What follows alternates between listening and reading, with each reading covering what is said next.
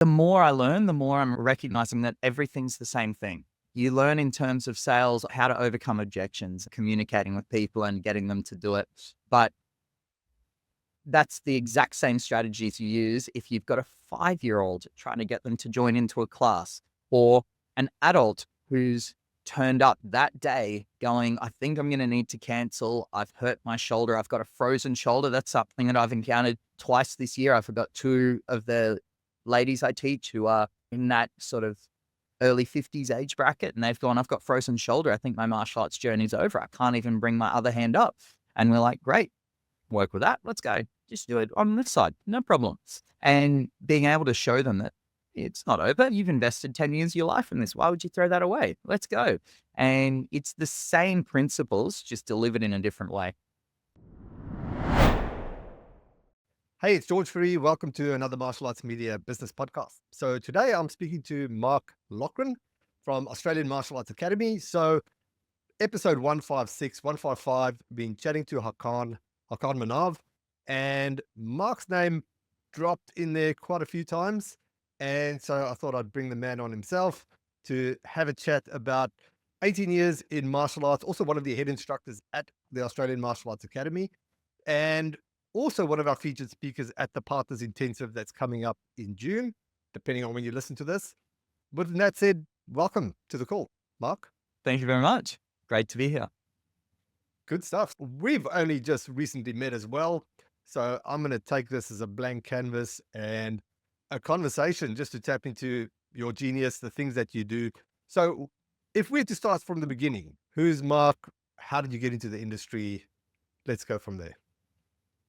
Yeah, that's a really interesting story, actually. My journey into the martial arts industry started as a recovery piece. Flashback to 2005, I was graduating high school. So that makes me feel like I'm starting to get old now. So everyone I'm teaching is born in after that year. So flashback to that, graduate high school, and I got presented with a couple of opportunities. One was from my parents. They said, if you want to go further and study at university, you can do that, because my dad worked as a deputy vice chancellor at James Cook Uni, and I grew up in Townsville in far north Queensland. And they said, if you want to go to university here, go for it. Stay at home. It's free. All good. And they said, but if you want to go away, pay for it yourself. And that was the deal. My brother had the same deal. He was a couple of years older than me, and he got himself a full scholarship to Melbourne Uni. And he was like, Townsville's too hot. I did the exact same thing, except I went to UNSW. So I got a scholarship to study medicine at UNSW, and went down there, started that journey, and ended up getting really sick towards the end of my first year with glandular fever. And there was a whole piece on trying to identify what was going on there, because I was really sick for quite a long time, and ended up with chronic fatigue syndrome, which I still have now, 19 years on. And I still battle that every single day. And my sort of piece around how to get into martial arts was about a year after I got really sick with that. I ended up bedbound for 1 to 2 years. Part of my recovery was I was also, as I should backtrack a little bit, I was doing high level athletics at a national level at that time as well. And I used to play A-grade tennis. I represented Queensland when I was at high school for different sports as well. I was always an athletic person. And then for someone to go from that to completely bedbound was a big change and a big struggle. So part of my recovery from that was, there is no treatment. It's just management. Try and do some exercise. What have you never done? And so I thought, I've never tried martial arts, always been interested. And I remember picking up the phone. I was looking through back in those times, looking through the phone book, and found Australian martial arts and called. And it was actually Grandmaster Ridvan who answered the phone. And I explained who I was and what my limitations were at the time, and how I'd been completely bedbound. I couldn't do anything. I was 54 kilos at the time. So put that in perspective, I was very ill, eating. Everything was a real struggle at that point in time. And I turned up to do my first class. I did one punch and I collapsed in the middle of the mats. And that was my first instructor, was actually one of the other head instructors here, Sarah. She was actually studying exercise science. She's an exercise scientist and dietitian. And I remember walking through the door, I did my first lesson, and then she said to me, so what have you got? And I said, chronic fatigue. And she goes, I'm studying that. I want to talk to you. And so I did one punch, collapsed in the middle of the mats, and then she just left me there. 20 minutes later, she came and picked me up. I did another punch and went home feeling the best buzz ever because that was more than I'd done almost 2 years. And the reason I left with such a buzz was she goes, "You have really no energy. So I'm going to teach you a self defense move." And I'm thinking, yeah, what can I do? And she goes, "Oh, I'm going to teach you a really cool pressure point that you can use if someone's really close to you." I was like, "Oh, okay." And she taught me pressure point defense technique. And I was like, "Oh, that's actually really interesting." I got home. My brother came over to me and he goes, "Oh, so how was it? What'd you learn?" I said, "Oh, come here." And he leaned in really close and I did it to him. And he came back with me 2 days later and signed up. And he goes, "Whatever you're learning, I'm learning." And that's sort of, I get a condensed version of my introduction into martial arts. And it was a very scary first step because I thought most people would look at someone in their late teens, early 20s starting their martial arts journey, look at them going, "What's wrong with you? Why can't you keep up?" That thought of what are people on the sideline or in the class going to think of you? And I walked in here and none of that existed. It was just, you're welcome straight away, no matter what the barrier was. You're here for your own journey. It doesn't matter what someone else is doing. And how can we help you be successful? And I fell in love with that and ended up finding that while I had these really significant health limitations, I was able to, as my belt progressed in my martial art journey, so did my health. And I went from being able to do 2 punches on my second lesson, it became 4 punches. And then it became 8 punches. And then I could start to do a kick or a knee or a movement. Every lesson I came to, I felt like I was moving forward and able to participate more and do more. You reach a certain point where you go, wow, going from literally being able to take less than 10 steps a day to being able to complete a 40-minute class, that's game changing. And so going from that level to then being able to say, wow, now my belt's improving. Now I can, every new belt, I feel healthier, I feel stronger, I can do more. And I reached a point in my health journey where it was, okay, if I keep studying, it's full-time medicine. There's no part-time in that field.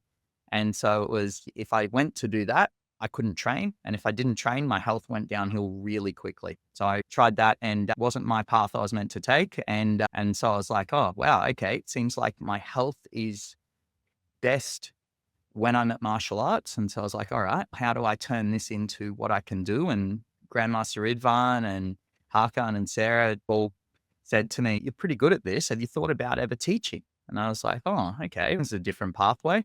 And so I got tapped on the shoulder and had a go at that. And You then? I was 19. 19. Okay. Yeah. 19 when I started my martial arts journey. And so 2.5, 3 years down that track, I would have been 21 roughly when they came up and said, "Oh, you thought about teaching?" And I was like, "Oh, this is something different. Never thought about it before." And so I started down that road and sunk my teeth into it. And by that stage, because I was training more, my health was doing better. And I always noticed that the days where I didn't train, my energy levels were so much lower. It was very hard. Even today, all these years down the road, if I'm not teaching that day, my energy is so much lower. For any student I have, they would have no idea that I've still got chronic fatigue, that I fight it every single day because I'll have 60, 80 people in my class and they have no idea. Yeah, I'm surprised that you say that because the way you show up is with this high level of energy and you beam with energy.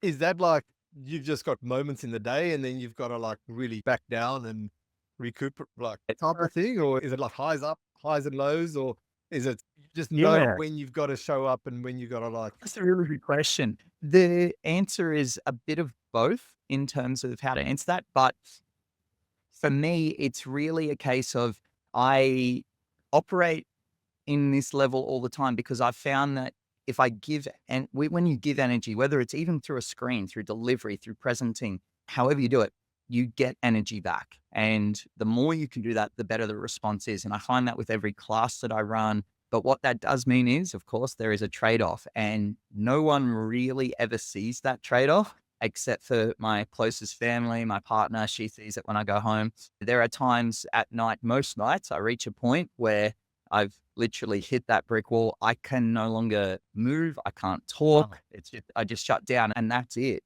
And that can sometimes be in the middle of a conversation, unfortunately, which does make that side of things a real challenge. But in terms of what I can contribute and deliver, I'm always so grateful for what martial arts has given me in terms of having this ability to teach and to share with other people and positively impact people's lives and actually help them change their lives because I genuinely attribute martial arts to saving my life in terms of having a sense of useful daily activities that I can be part of and do now. And really, this year's just launched for me in terms of the more that I do, the more I can participate and give to the world, which is just fantastic. Very fascinating. It reminds me of a couple of things. Tony Robbins, if you go to one of his events, there's a whole bunch of crazy dancing, which can get a bit weird, I think. There's a lot of dancing. Maybe it was during COVID or one of the lockdown times, but there's no denying that motion creates emotion. And if you just, the way you show up and the way, if you're jumping up and down and you creating, manufacturing energy, it's there. The other philosophy that I like is Todd Herman has got a book called The Alter Ego Effect. So he's a high performance coach for athletes. The alter ego effect is, I guess, having like putting your Batman uniform on, right? It's like you step, you know where you got to be, and so you step into that persona. And for some people, it's a trigger, right? It's putting on a bang or it's doing something that just signifies that I'm now in Mark instructor mode, or I'm in this mode. Yeah. And it's just, no matter how you feel, you tired, you this, you just train your mind to, that's the arena where you got to perform. And now you're putting on that suit and showing up. That's exactly it. And it's something that you try to train younger instructors to understand. Leave your problems at the door. You walk in, you're this person because of the people in front of you. But to go from having that as something you say to something that you genuinely have to live. And I think in a way, I attribute this illness to giving me that ability, because it becomes wholly about the people in front of you and how you can serve them. Because if any part of you is selfish in that, it just drains your energy. Whereas if you 100% give yourself to the people in front of you and you literally give every part of yourself to that, there has to be an energy transfer. There has to be that reward for that. You can literally see that, wow, this person, even this kid who's 5 and refusing to get involved, you get them to smile at you and you're like, hey, I've just done something positive for that kid today. They probably had the worst day at school possible, but now things are changing. So I've got to then ask, how does that then, for you, transfer to instructing, to martial arts instructing? You probably now have a different lens of showing up and using your energy wisely. So how do you feel that gives you an edge instructing, whether it's kids or adults, helping them with obstacles or getting in their own way? How do you feel that's helped you be a better Yeah, instructor? that's a great question. I genuinely believe that there is, short of literally somebody not having any arms or legs, but short of that, there is no reason why someone can't participate. And genuinely, people come in and say, I've got this injury, oh, my lower back, it's limiting me. I've always had an interest, but I just won't be able to, or whatever the barrier or reason is, it gives you that confidence to say, you know what? You absolutely can do this. There is a pathway forward. There is a way to make this accessible, achievable. Here's my story. I can do it. And that's where I come down to. If I can do this, so can you. And I've applied that philosophy going forward into my training, aligned with the growth in AMA. It's aligned with the retention of long-term members as well, because it's not just in terms of you create people around you that go, oh, I like that person, I want to stay. It goes so much further than that and so much more, even down to a few years ago now, just at end of 2020, I had a massive knee injury at a grading and completely ruptured my ACL, MCL, PCL, lateral meniscus, medial meniscus, and fractured my tibial plateau all in the one move at the end of the day. And I'd been doing way harder stuff, and it was with just something completely innocuous, just a simple little jumping step, and my knee went. And it, that mindset of what for most people, that's game over. That's your career's over, your martial art journey's probably over. The recovery from that sort of an injury, typically you only see that on the rugby pitch because it's just done. The recovery from it's 2 years. It's huge. And even then, it's never the same. For me, I looked at that as well. I was completely bedbound when I was this age, and you look at this now, it's like, okay, it wasn't mentally a tough thing to deal with. It was, all right, cool. How do I get back? How do I get back? And if I get back, what do I change? Within about, I think I did that, and I came back on crutches to teach the next morning. It's all good. Still got a voice. That'll do.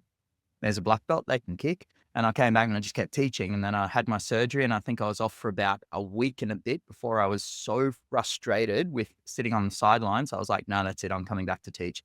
And that sort of changes things, because you end up with adults who typically the lifespan of an adult training would be X number of years. A lot of our adult members now are getting into their mid 50s and they've been with us since their kids were 3, and these kids are graduating high school now.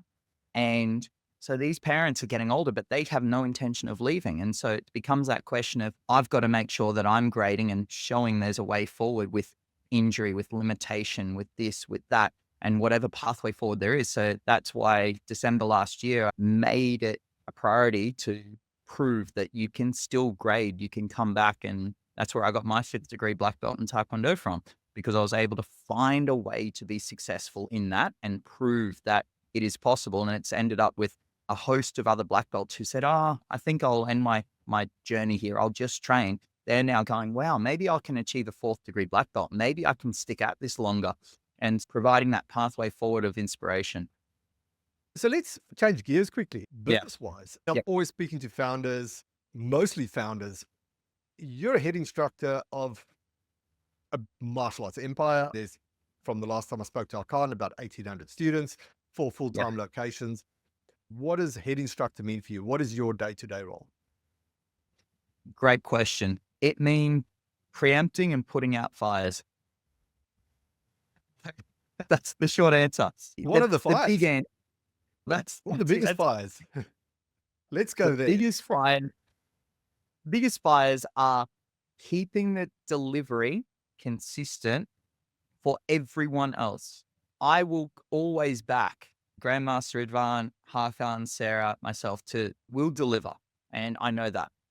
But when you in the martial arts industry, typically a lot of the people who teach for you and work for you, and especially if you're running a big class, you've got a team on the mats, not just a team of instructors. It's easy to motivate a small team.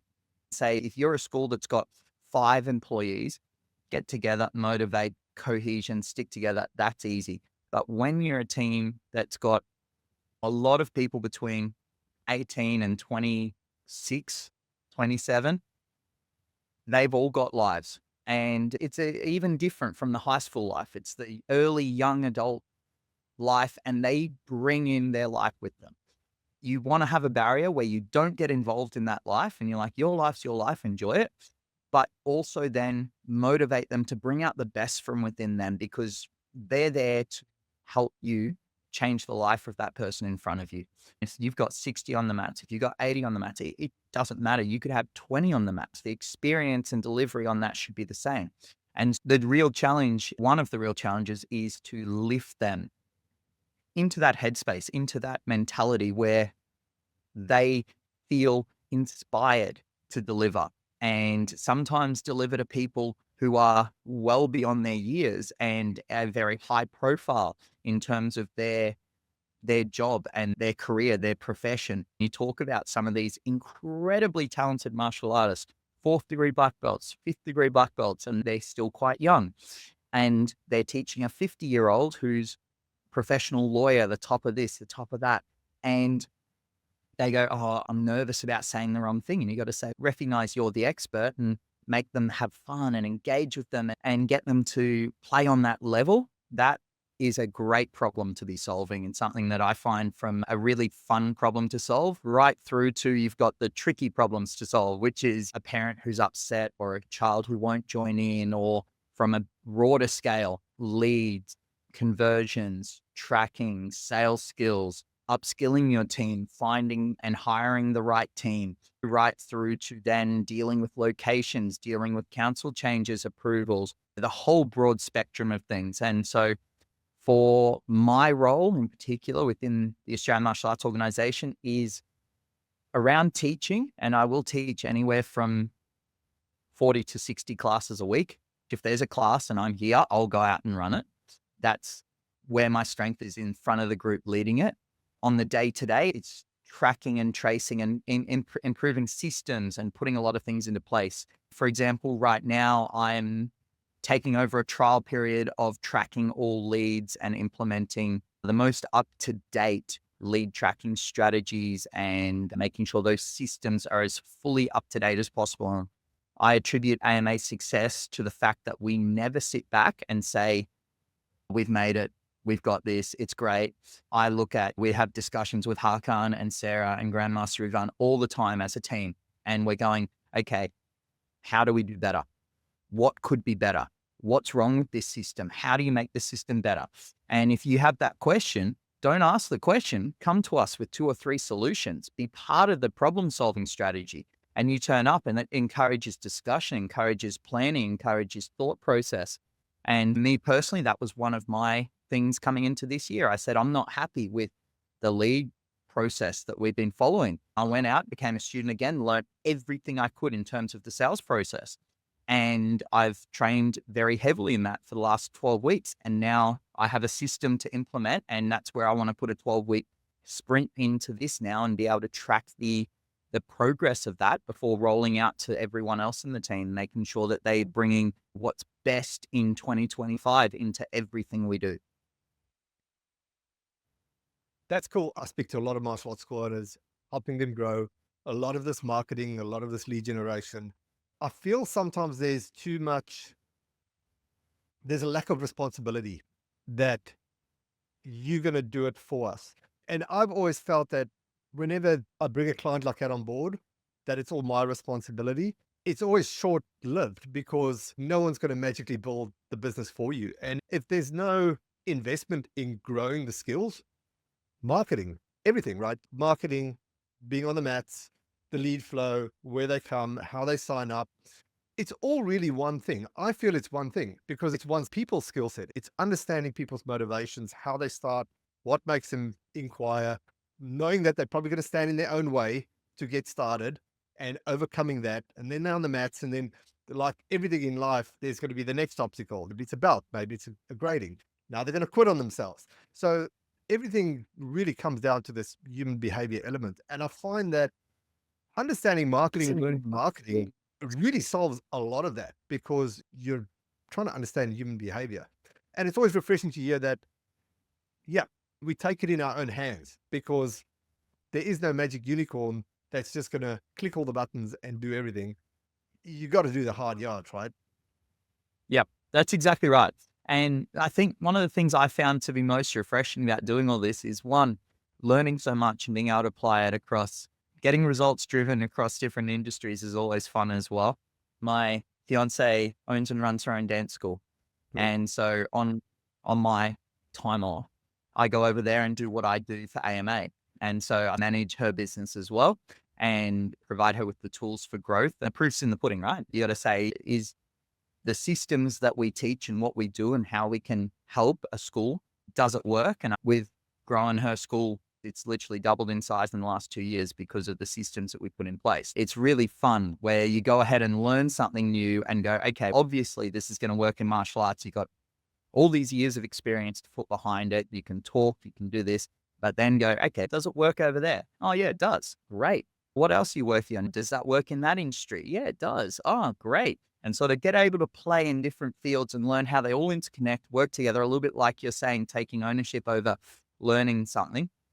For me, especially, the more I learn, the more I'm recognizing that everything's the same thing. You learn in terms of sales, how to overcome objections, communicating with people and getting them to do it.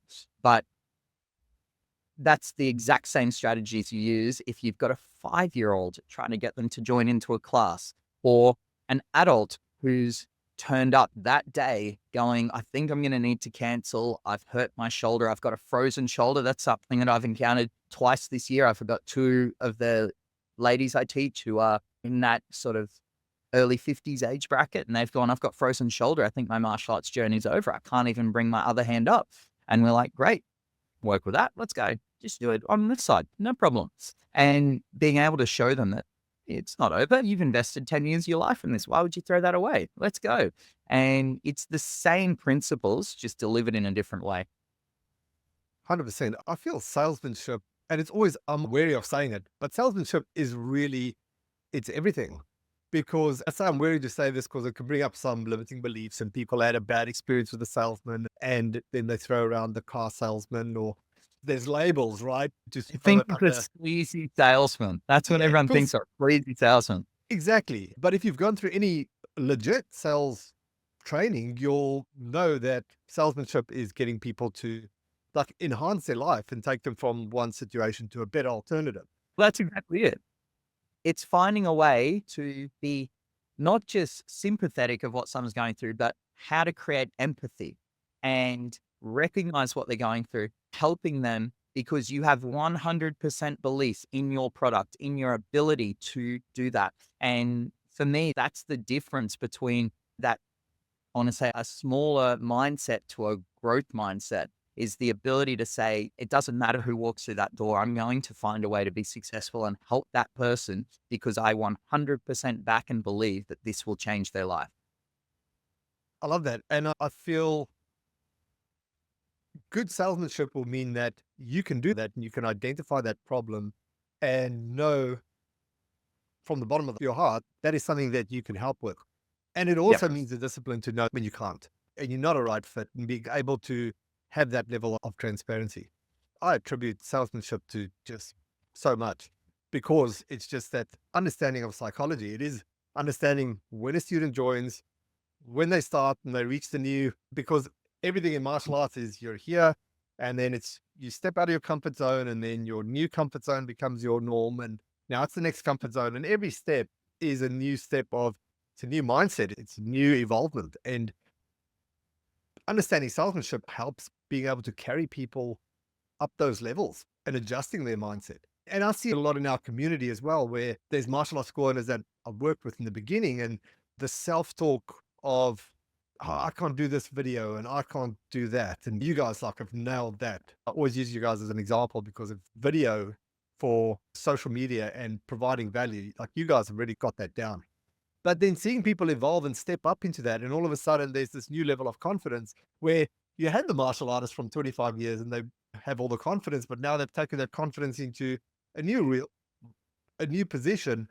That's how you become the local authority, right? You step up and you be able to present yourself in confidence, and it really shows. Like in if people can present well on video and things like that. Absolutely. And I think that's the biggest area that is changing going forward into 2025 and beyond is we're really no longer being pigeonholed into you're a martial arts instructor or you're a business owner. It's that saying of you got to wear all the hats. And eh, the goal being to know how to do everything, find what your passion is. So if your passion is delivery, then allowing yourself that freedom to deliver. You still need to be good enough to do the jobs you have to do and get better at doing them so that you can eventually train others to step off and not have to do those roles. At the end of the day, that's how everyone has to scale their businesses. The frustrating point for a lot of school owners that are sitting at that 100 to 200 students is you're going to have to be doing your social media. You're going to have to be doing your sales calls, your lead calls, your retention calls, every system for it. You might have an admin who's there while classes are on and they can make some calls. But here's the thing. No one is ever going to do a call as good as you because if you're paying them by the hour, they don't care as much as you until until you reach a point where you can invest in your business and hire somebody who is just outstanding at that job. And they can do that job better than you because of the systems they've trained in, and you can bring in your scripts and what you do. Then you're on a different playing field. But until then, you've got to be able to be willing to learn, be willing to make mistakes, modify your scripts, and upskill yourself in all of that. Love that.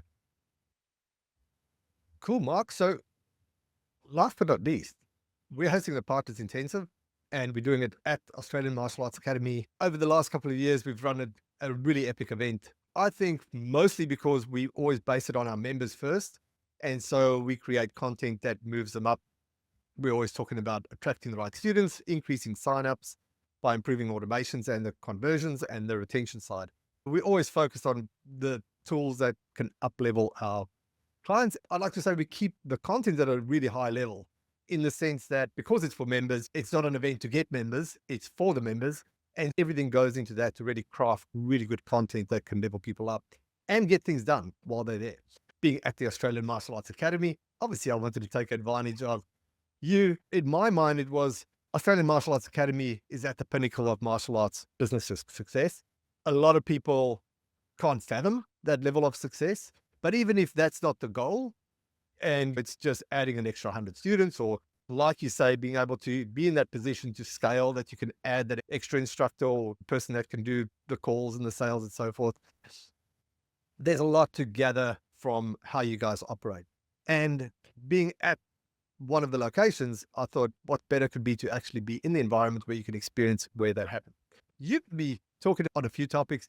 Can you recall what those topics are? And if you could just give us a brief, that'd be epic. Absolutely. The first one is going to be talking about how to 5x your sales. So the sales process and conversion strategies. At AMA, we've had a huge success in that wheel, in that cycle over 42 plus years. But what we want to showcase is how that system needs to update and change into 2025, and really from an operations perspective, because there's a lot of information out there in the market in terms of lead generation, but you've got to go a whole lot further than that these days in terms of actually being able to get someone from showing even one iota of interest through to getting them to book the trial and to come in and really coming into talking about how that process works, and with the right system, how you can dramatically increase your sales. So that's the first sort of topic. The second topic is how to triple your engagement. So how to deliver on the floor teaching and create those moments of engagement that capture the audience in front of you. And this is something I'm really passionate about. I've done a lot of work in this area in terms of pitch, tonality, and storytelling, and how to incorporate that into everything you do, so that it doesn't matter if you've got 5-year-olds in front of you, they're literally hanging off every word, staring at you, waiting for the next one, right through to you're talking to a room full of doctors, lawyers, any profession at that level, but you will 100% back yourself to say, I'm going to engage with every single one of these people, and not only engage with them, have them leave with something they can implement in their life today that's going to be game changing. Not a technique, not a kick, not a self-defense move, but actually practically changing the way we think about things, reframing. And that's, as a martial artist, what we want to do in terms of keeping ourselves safe, but how can we apply that to every other element in our life? And if you can learn how to do that, that changes the way you can track with your class, which obviously then leads back to 5xing your sales process, because you'll create more referrals. That's cool. That's awesome. I'm really looking forward to it. Cool, Mark. Thanks so much for jumping on. Thanks for sharing your story. It was great for me to learn as well. And looking forward to hanging out in Sydney in June. I'll see you at the event. Awesome. Thanks so much. Looking forward to it.